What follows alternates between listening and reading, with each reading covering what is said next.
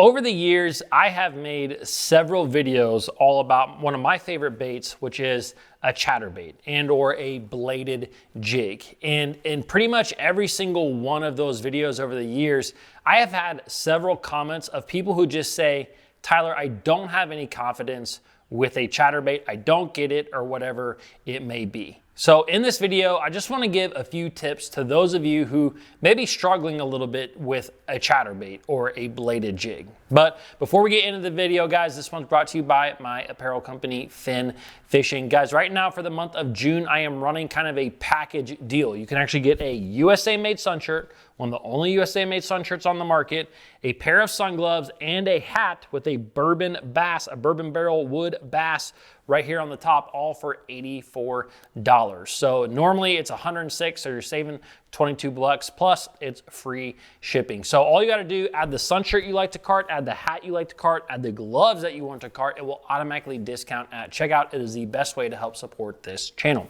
All right, let's talk about a chatterbait. And like I said, I really want to specifically talk to the anglers out there who kind of struggle with a chatterbait, or maybe who just lack confidence with this bait. Now, the first thing that I want to kind of talk to, the first thing I want to say when it comes to chatterbaits is, you know, I'm a tournament guy, so I pay attention to a lot of different tournaments. Now, whether or not you tournament fish, maybe you just fish from the bank, maybe you're just trying to try out a bunch of new lures, whatever it may be, if you look at a lot of tournaments over the last 10 years, there have been a lot of tournaments where there is guys that are getting top 10s in so many events by using a bladed jig. And the thing about it is it's in all kinds of different fisheries. Like we see not only more traditional fisheries, you know, places like Lake Gunnersville where there's grass, or in Florida where there's grass. A lot of guys think of chatterbait as just a grass bait,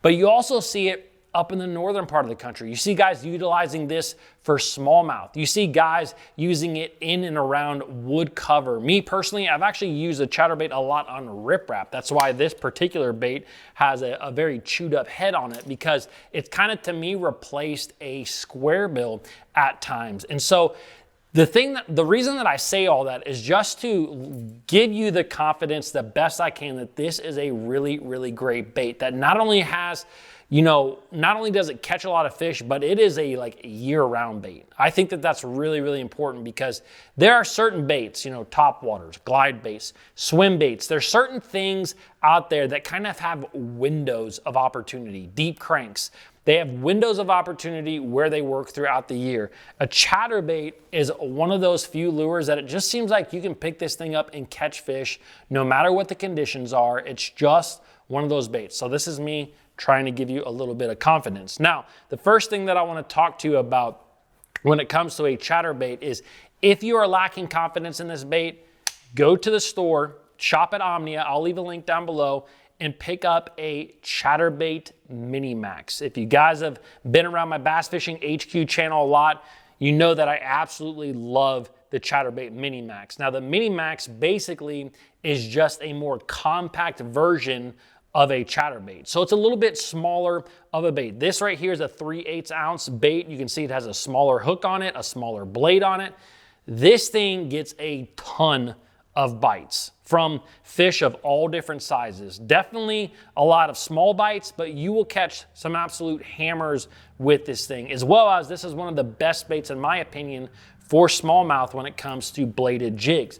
This is a great bait. It's compact, it's small, it just gets a lot of bites. And I've always said that if you want to learn a lure, the best thing that you can do is go somewhere where you can get bites. And this particular chatterbait, the ChatterBait Mini Max, it just gets bites. Now me, I really like that 3/8 ounce size. To me, it's very versatile. I can fish it up in 1, 2, 3 foot of water in a pond. I've also fished this as deep as 9, 10, 12 foot of water in some bigger lakes and some deeper grass. So you can use this bait kind of wherever you want. Now with that being said too, everyone always wants to talk about trailers. You can put anything you want to on the back of a trailer, or on the back of a chatterbait.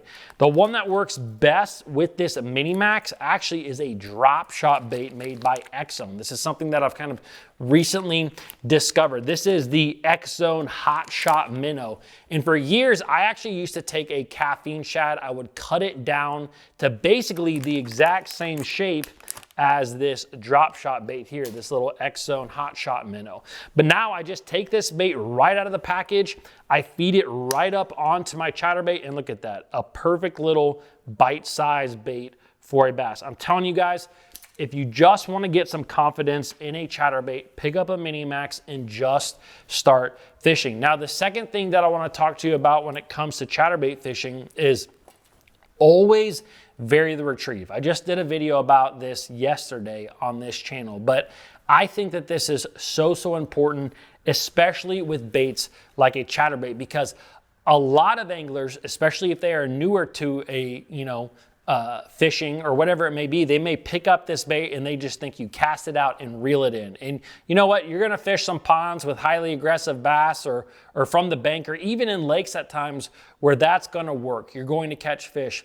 But I like to vary my retrieve a lot with a chatterbait. I like to kill that bait from time to time, let it drop. If it gets hung up in grass, or even if I'm not fishing it around grass, I will just kind of pop my rod up. So I'm reeling it, I'm just gonna pop that bait up, get that thing going up and down and a little bit all over the place, because those movements, when that bait drops, when that bait goes up, when it just, whatever it may be, that is what triggers a lot of fish into biting. And I truly believe, like I said yesterday in that video, if you do this 2-3 times throughout a cast, I believe that you're going to be 3 times more likely to catch bass. And I think that it's really important with the bladed jig. A number of years ago, I was fishing a tournament down in Florida, and the only way that I could get fish to bite a chatterbait was to kill it and let it free fall for like a couple of seconds.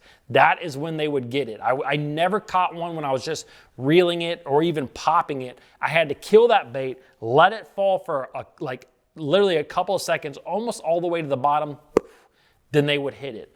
So always vary your retrieve with a chatterbait. I think that, again, if you can just go out there, get a couple of bites, you're gonna start to build that confidence in a bait. Now, the last thing that I want to talk about is equipment when it comes to fishing a chatterbait. And I'm going to talk about 2 different things with this. If you are just getting started with the chatterbait, do not worry too much about your equipment. Like, truly don't worry too much about it. The big thing that you need to do is just go out there and get confidence with this bait. So doing what I just talked about, go out there and just keep it locked in your hand, go out there and fish it a little bit of everywhere, get a feel for this bait, get some bites on this bait. So once you kind of start to realize, man, this is a good bait, I'm gonna start fishing it a lot more, I highly suggest getting a rod and reel kind of designated for a chatterbait. And the reason being is that this is kind of a unique lure that really kind of needs a rod that is kind of designated for, or that works for it, because for a number of years I used to use fluorocarbon line with a extra fast rod and even a fast action rod, and that's basically my jig setup. A fast action rod, fluorocarbon line, 15 to 20 pound test. That's what I used, and I caught a lot of fish with the chatterbait on that setup. But I would always notice that I would lose fish often, and I would also realize that when I went to swing a fish in the boat, he would come off midair, or he would hit the carpet and come off, or I would have these fish barely hooked on the outside of the mouth.